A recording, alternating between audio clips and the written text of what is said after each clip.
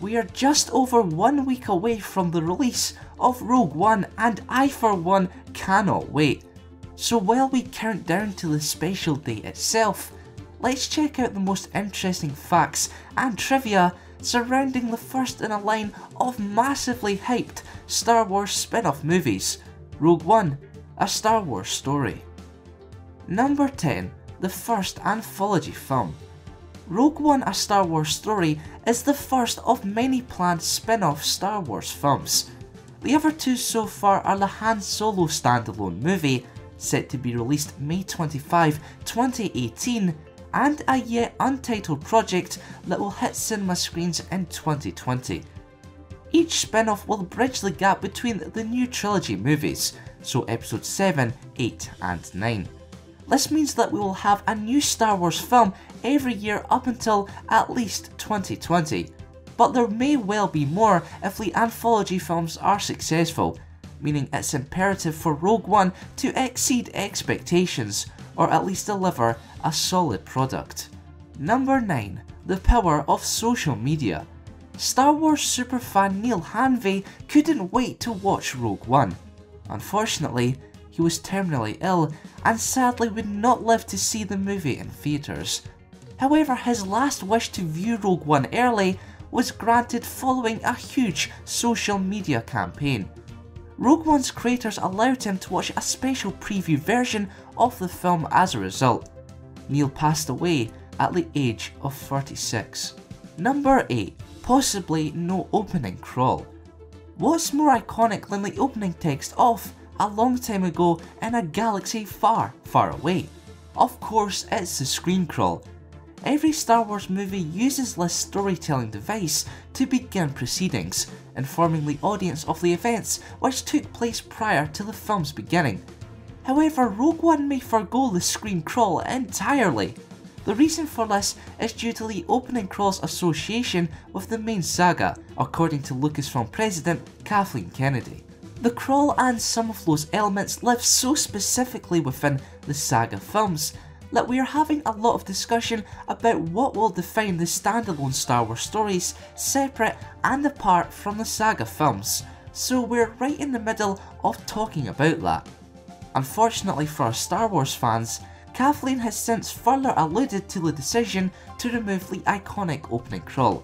Initially, we probably will begin the film in a way that is traditional, with just the title. Do you agree with this decision? Let me know in the comments below. Number 7. Tone change.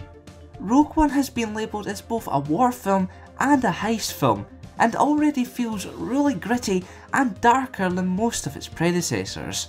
As a result, Disney funded expensive reshoots in the summer to supposedly lighten the mood, bring some levity into the story, and restore a sense of fun to the adventure. Despite this, however, Rogue One will continue to be only the third Star Wars movie rated PG-13. Number 6. Unfamiliar music.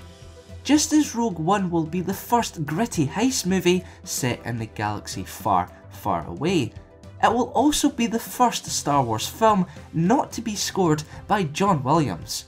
Instead, Michael Giacchino will provide the movie's music, replacing Alexandre Desplat. The decision was made after the reshoots altered the post-production schedule. Consequently, Giacchino only had 4.5 weeks to compose the score, beginning the task almost immediately after his work on Doctor Strange. Number 5. No Obi-Wan or C-3PO. It's not only John Williams who will miss out on Rogue One. Both C-3PO and Obi-Wan Kenobi are set to sit this one out also. The two characters, needless to say, are hugely important fan favourites who have featured in every single Star Wars film to date. However, it's not the end of the world. It is time to showcase a new generation of heroes after all. Number 4. Tough competition. Rogue One's main character, Jyn Erso, is portrayed by Felicity Jones. The role was not easily granted to her though, as she faced tough competition from the likes of Tatiana Maslany, Rooney Mara and Kate Mara. The character's name is thought to be a reference to Jan Ors, a character in 1995 Star Wars Dark Forces. During its first mission, she and Kyle Katarn teamed together to capture the Death Star's plans. Number 3. 10 years in the making. The visual effects supervisor for the prequel trilogy, John Knoll, originally pitched the film's idea around 10 years before its development, but unwilling to abandon the intriguing plot, he once more pitched the idea following Disney's acquisition of the franchise in 2012. Disney really liked the idea, and so now we have Rogue One. Number 2. Gareth Edwards is a huge Star Wars fan. You know how J.J. Abrams is a huge Star Wars fan, which translated into The Force Awakens being awesome? Well, Gareth Edwards, the director of Rogue One, is also a massive fan of the sci-fi saga, going as far to say, "Ever since I saw Star Wars, I knew exactly what I wanted to do for the rest of my life. Join the Rebel Alliance. I could not be more excited and honoured to go on this mission with Lucasfilm." In addition to this, George Lucas is said to have watched and liked Rogue One, so it's safe to say that the movie was placed in the right hands. Before we uncover the number 1 spot, let's take a look at some honourable mentions. Honourable mention number 1. Rogue One is set to ship to theatres under the name The Alamo. Honourable mention number 2. Rogue One will mark the first time a character originating from an animated series has made the jump to live action. The character in question is Saw Gerrera, who made his debut in the Clone Wars cartoon. Honourable mention number 3. Principal photography on the film began at Elstree Studios during August 2015 in Hertfordshire, England. It was shot using Arri Alexa 65 cameras and Ultra Panavision 70 lenses. Honourable mention number 4. It's no secret that Darth Vader will appear in Rogue One, but what you may not know is that James Earl Jones has returned to once more voice the iconic villain. Number 1. Massive hype.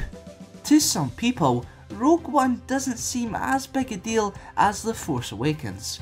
Oh, how they are wrong.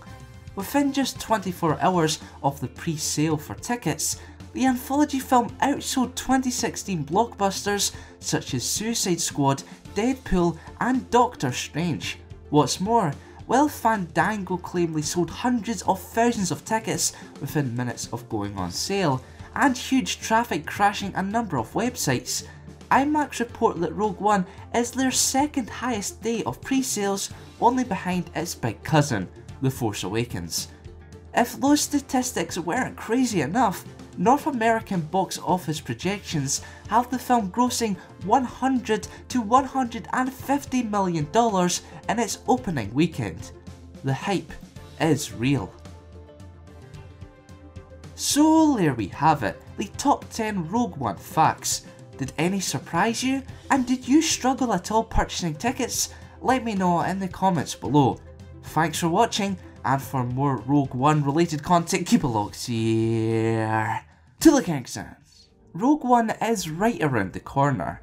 Despite this, many people still have many questions about the anthology film, such as, when is it set? Where does it take place? Why are we being told this story? Who are the characters? What does Rogue One mean? What is the plot? Where's Finn? But ask no more, my friends, as this video will prepare you for Rogue One, so you won't feel lost as the opening crawl hits the screen.